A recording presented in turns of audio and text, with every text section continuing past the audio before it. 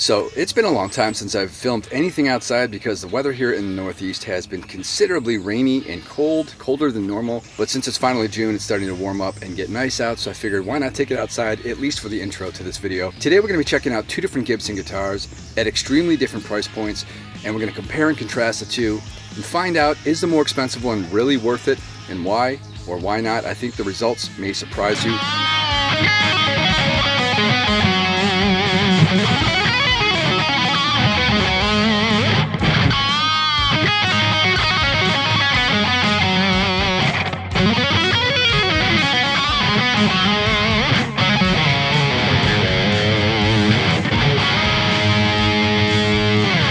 What's going on today, guys? Welcome back to the channel. I'm really excited about today's video because we're going to be comparing two different Les Paul guitars, and for the first time ever on the channel, I actually am checking out a real Gibson Les Paul, so I'm pretty excited about that. And considering that Gibson has such a huge fan base and so many people play Les Pauls exclusively, I figured I got to check it out at some point. So that's what we're going to do today. We've got a Gibson Custom 57 Les Paul Gold Top VOS, and I'm going to be putting that up against the Epiphone inspired by Gibson Custom 57 reissue. So these two guitars essentially have very similar specs and very similar build quality, and we're going to find out what the differences are. Beyond the similarities, there's one little thing that sets these two apart, and that is the price. Now, I want to find out why one is so much more expensive than the other one, and just come along for the ride. We're going to check them out together, and we're going to do a lot of tone samples today because I really want to give you a sense, as well as myself, of what they really sound like, what they're capable of, and which one I might prefer. So stick around to the end of the video to get my final thoughts on that. But without further ado, let's get into some sound samples right now.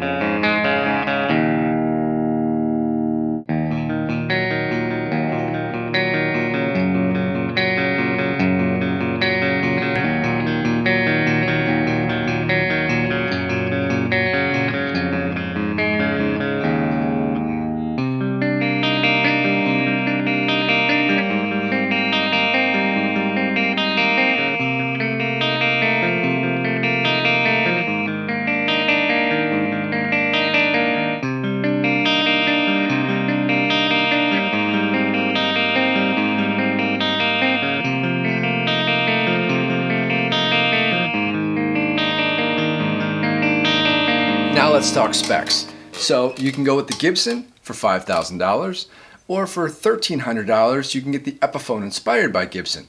Both of these guitars are mahogany bodies. However, the Epiphone is two-piece and the Gibson is listed as solid mahogany, so it's one piece of wood. So I'm assuming that's a little more expensive to come by. They both have maple necks. They both have rosewood fingerboards. And again, the Gibson is listed as a one-piece rosewood for the fretboard, so that might be more expensive there. The Gibson has Jescar frets, which are a little bit harder than your standard nickel silver frets, but not quite as hard as stainless steel. And these aren't listed, they just says 22 frets, so I'm assuming these are your typical nickel silver frets. Now I know that Gibson plex all of their frets before they go out, so I know that this one's plecked. I'm not sure about Epiphone as well. I actually was able to get lower action with less buzzing on the Epiphone. Just happens to be that way. These both have the exact same pickups, the custom buckers, which are listed as being a recreation of the original PAF classic sound. For whatever reason though, my Gibson here had a slightly higher output, and I didn't mess with the height of the pickups. I'm assuming they were set up from the factory where they need to be. I didn't want to touch that at all, but this one was just slightly louder for some reason. There are a few other subtle differences as well.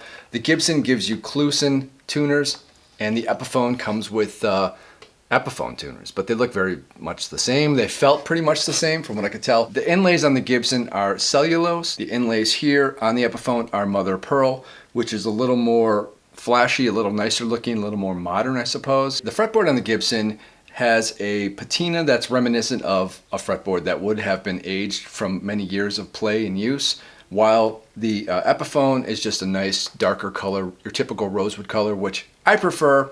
I'm not somebody who really necessarily wants something to look old or aged. I'm not really into the relic look either. Not that this is relic per se, but it does have the appearance of being older or more worn out.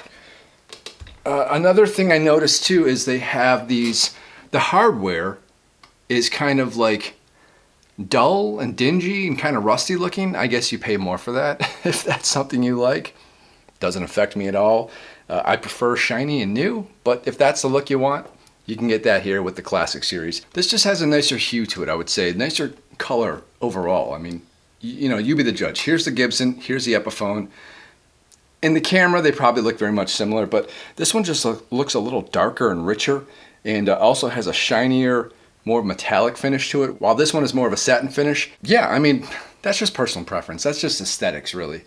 Lastly, of course, the Gibson is made in the US, and the Epiphone is made in China, as indicated by the sticker there.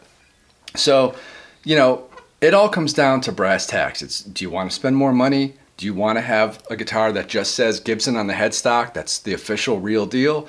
Or are you happy with something at a fraction of the price that plays nearly identical, feels just as good if not better? In my opinion, the Epiphone here kind of wins out.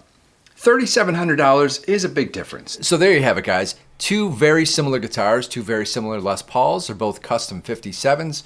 And they both were a lot of fun to play, but I have to say, if I had to choose one over the other, I probably would have to go with the Epiphone for these reasons. First off, it's a lot cheaper. So if money is a factor in, you know, your consideration for a new guitar, you might want to look toward the Epiphone because it is $3,700 cheaper than the actual Gibson. Next up is the acoustic tonal quality. So I found that the Epiphone was a lot brighter and chimier, and the body resonated quite differently than the Gibson. The Gibson, for some reason, sounded as if it was chambered. It sounded as if it was semi-hollow when you play it acoustically, you know, not plugged in. For whatever reason, I just personally don't seem to care for that kind of a hollow, echoey tone, you know, from the guitar. I just like the way the other one resonates better.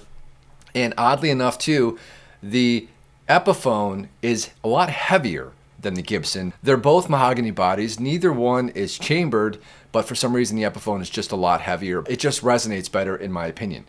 Lastly is the neck, because I'm a huge proponent for having a comfortable neck on whatever guitar you're going to play. And for some reason, I find that the Epiphone is just ever so slightly thinner profile than the Gibson.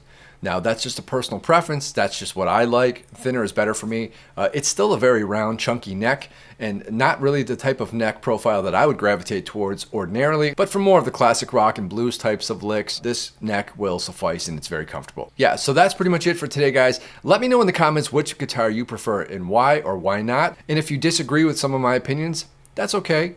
You can be wrong. It's all right. I'm just kidding, guys. Until next time, thanks a lot for watching. I'm out of here. See ya!